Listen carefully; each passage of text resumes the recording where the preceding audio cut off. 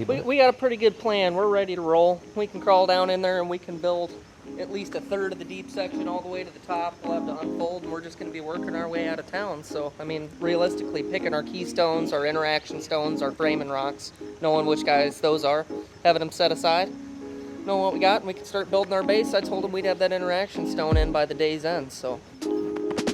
let's just build something. Let's go. In touch. Alright guys, so here we are starting to do our framework for our interaction stone, and one thing you gotta do, you gotta start with a solid base, making sure that you've got everything at the proper levels to make sure, and also your framing rocks. Generally, you're going to set some of your framing rocks first, one side, then you're going to get to work on your interaction stone, and as you can see, we are actually ripping some of this stone off with the concrete saw. It had that dive down on that one end, and we really wanted to make sure that it fit up super nice to our other framing rock, and also that little dip wasn't going down in the water and creating a low edge with the liner. So there's a lot of stuff that goes into these interaction stones outside just the alterations. The importance of setting them at the proper height is paramount, because if you set it a little too low, you're going to have an eternal edge leak on the back side of that rock when you do your detail work, and all you got to do to fix that is just drop water level, which is not a good thing. So making sure that it is also not too high, because the biggest thing we want in these interaction stones is to be able to actually sit on them. You got the bottom of them completely under the water. It's not cantilevered over with dry, air in between those things, because the surface of the water to the bottom of the interaction stone, if there's an air gap in there, in combination with your color changing lights, it is going to create the perfect habitat for insects, spiders, things that you really don't want crawling out from under something onto you.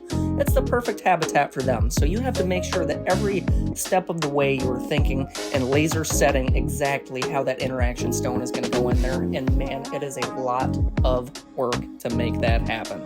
So the cantilever effect I was talking about is where you actually have the edge of the stone hanging out further than the stones that are under it, so that when you're sitting on that rock, you got your feet in the water, you're kicking around doing your thing, you're not actually slapping rocks with your ankles that are supporting the stone you're sitting on. So making sure you've got enough overhang on that thing where you can sit in there.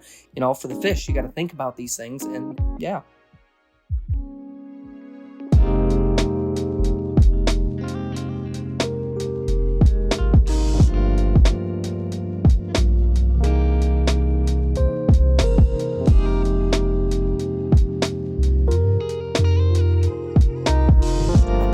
So we are crazy about our fish caves, and as you can see, Nick laying in this giant fish cave, we've got our 3 main support rocks we put down to support the majority of the weight of that cave, and then we come in with some good medium stones. We chunk up the back of that thing to block gravel from being able to go through, and then we can mosey on and make sure that it is strong enough to actually support boulders being put on top of that thing. So fish caves are absolutely amazing.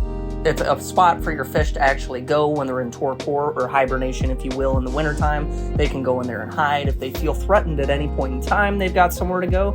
And I think they genuinely just enjoy swimming into the darkness of the cave and coming back out. It is definitely something we include on pretty much every pond we install. And this pond definitely warrants more than one cave, even though the one is absolutely massive.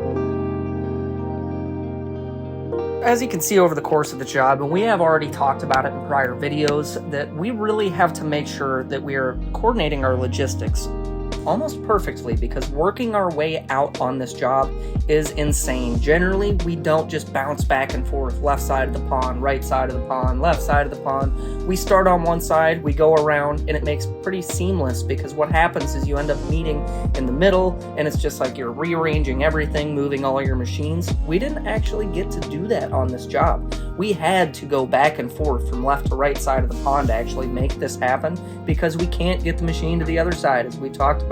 So we are literally left, right, all the way out of this thing. And it made for quite a bit of challenges. We definitely made it work, but it's time consuming for one. And for two, it's just tough.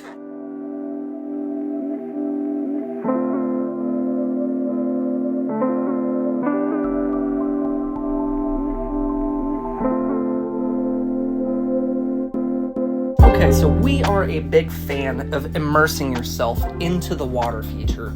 That's why we are so adamant about having interaction stones on these things, to where you can get in there, you can at least have your feet hanging in. It gives you a spot to get really close to the ecosystem in your pond, such as your fish, your frogs, your plants, whatever that may be. But also something we included on a pond this size especially, you definitely gotta have some stairs. So we decided we wanted to put some stairs wrapping around our second fish cave in a little serpentine pattern to get you up and out of the pond.